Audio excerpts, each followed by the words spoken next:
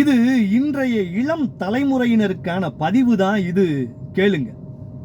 நம் அன்றாட உண்ணக்கூடிய உணவில் சுவை ஊட்டிக்காக பயன்படுத்தக்கூடிய பாமாயில், அது இந்தோனேசியா மற்றும் மலேசியாவில் இருந்து பனை என்ற மரத்தின் விதையில் இருந்து எடுக்கக்கூடிய ஆயில்.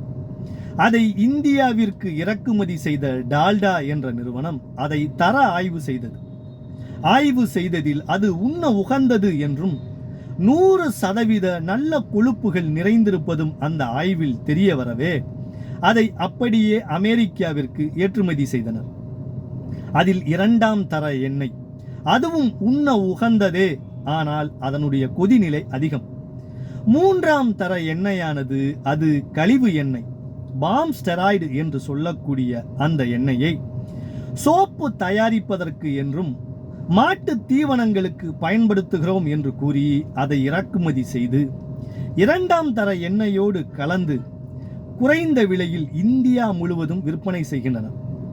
அதை வாங்கி பயன்படுத்தும் போது மனித உடலின் வெப்பநிலையோ 37 டிகிரி சென்டிகிரேட் அல்லது 98.4 டிகிரி பாரன்ஹீட், இந்த வெப்பநிலைக்கு கீழ் உள்ள உணவுகளை உண்டால் மட்டுமே அது உருகி ஜீரணமாகும்.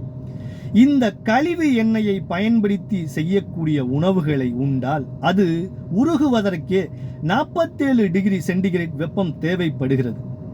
மனித உடலின் வெப்பநிலையோ 37 டிகிரி சென்டிகிரேட் தான். இதை தொடர்ந்து உண்ணும் போது செரிமான கோளாறு, இதய நோய், மாரடைப்பு, கேன்சர் போன்ற நோய்கள் வருவதற்கு இதுவே முதல் காரணம் என்று மருத்துவர்கள் கூறுகின்றனர். இன்றைய இளம் தலைமுறையினர் சாலை ஓர கடைகளிலும் ஹோட்டல்களிலும் சாப்பிடுவதை வழக்கமாக கொண்டுள்ளனர்.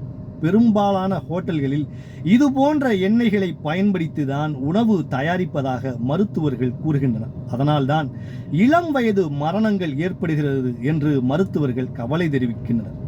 இதிலிருந்து நம்மை பாதுகாத்து நோயற்ற வாழ்வே குறைவற்ற செல்வம் என்று கூறிய ஔவையின் வாக்குக்கேற்ப வாழ வேண்டும்.